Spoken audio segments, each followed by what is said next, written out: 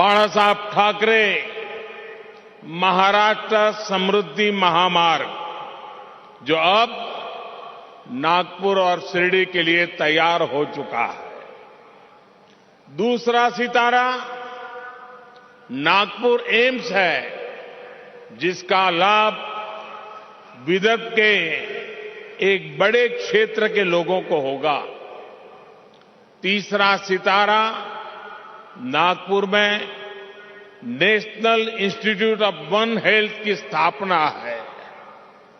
चौथा सितारा रक्त संबंधी रोगों की रोकथाम के लिए चंद्रपुर में बना आईसीएमआर का रिसर्च सेंटर है। पांचवा सितारा पेट्रोकेमिकल क्षेत्र के लिए बेहद अहम सीपेट चंद्रपुर की स्थापना है। छठा सितारा नागपुर में नाग नदी के प्रदूषण को कम करने के लिए शुरू हुआ प्रोजेक्ट। सातवां सितारा नागपुर में मेट्रो फेज 1 का लोकार्पण और दूसरे फेज का शिलान्यास है। आठवां सितारा नागपुर से बिलासपुर के बीच आज प्रारंभ हुई वंदे भारत एक्सप्रेस है। नवा सितारा नागपुर और अजनी रेलवे स्टेशन के पुनर्विकास की परियोजना है। 10वां सितारा अजनी में 12,000 हॉर्स पावर के रेल इंजन के मेंटेनेंस डिपो का लोकार्पण है। 11वां सितारा नागपुर इटारसी लाइन के कोहली नरखेड़ रूट का लोकार्पण है। 11 सितारों का यह महानक्षत्र महाराष्ट्र के विकास को नई दिशा देगा, नई ऊर्जा देगा। आजादी के 75 साल के अमृत महोत्सव में 75,000 करोड़ रुपए के इन विकास कार्यों के लिए महाराष्ट्र को, महाराष्ट्र की जनता को बहुत बहुत बधाई।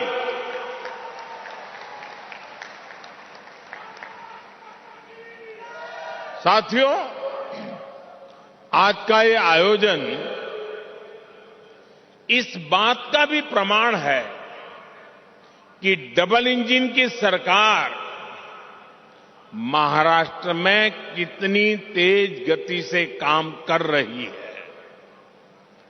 समृद्धि महामार्ग से नागपुर और मुंबई के बीच दूरी तो कम होगी ही, ये महाराष्ट्र के 24 जिलों को आधुनिक कनेक्टिविटी से जोड़ रहा है।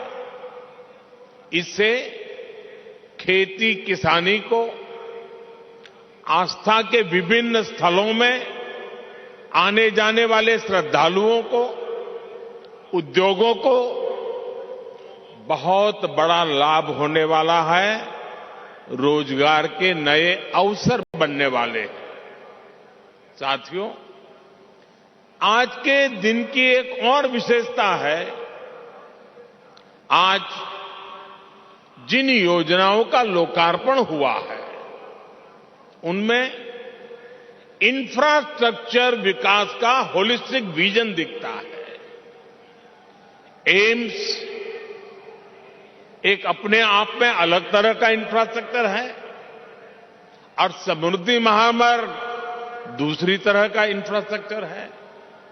इसी तरह वंदे भारत एक्सप्रेस और नागपुर मेट्रो दोनों ही एक अलग प्रकार का कैरेक्टर है उस इंफ्रास्ट्रक्चर का, लेकिन ये सब एक बुके में, एक गुलदस्ते में अलग अलग फूलों की तरह जिससे निकलकर विकास की खुशबू जन जन तक पहुंचेगी।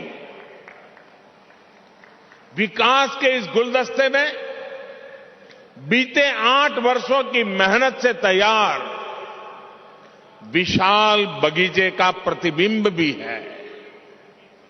चाहे बात सामान्य मानवी के लिए हेल्थ केयर की हो या फिर वेल्थ क्रिएशन की हो, चाहे बात किसान को सशक्त करने की हो या जल संरक्षण की हो, आज पहली बार देश में ऐसी सरकार है जिसने इंफ्रास्ट्रक्चर को एक मानवीय स्वरूप दिया है।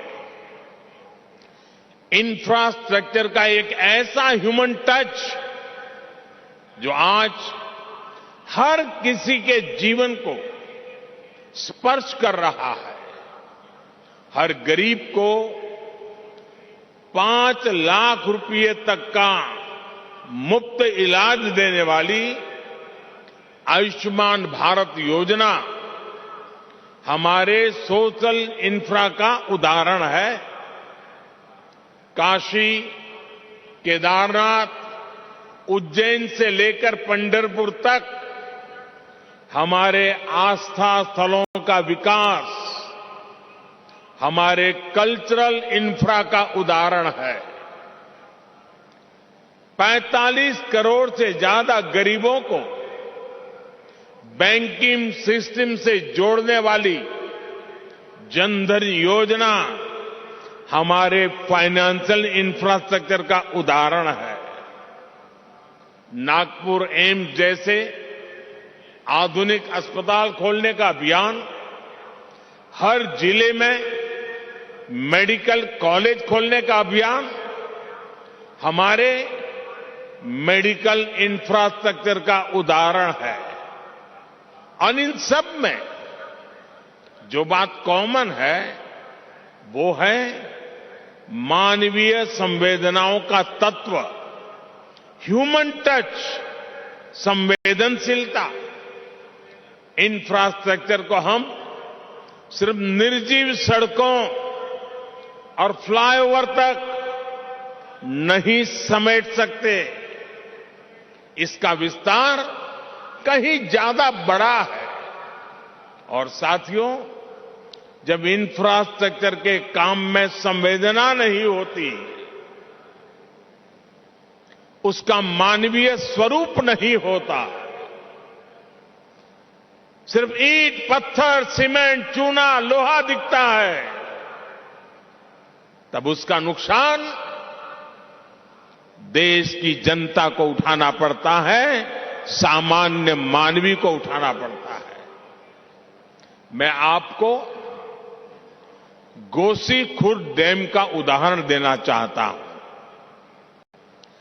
30-35 साल पहले इस डैम की नींव रखी गई थी और उस समय उसका अनुमानित खर्च 400 करोड़ रुपए के आसपास था।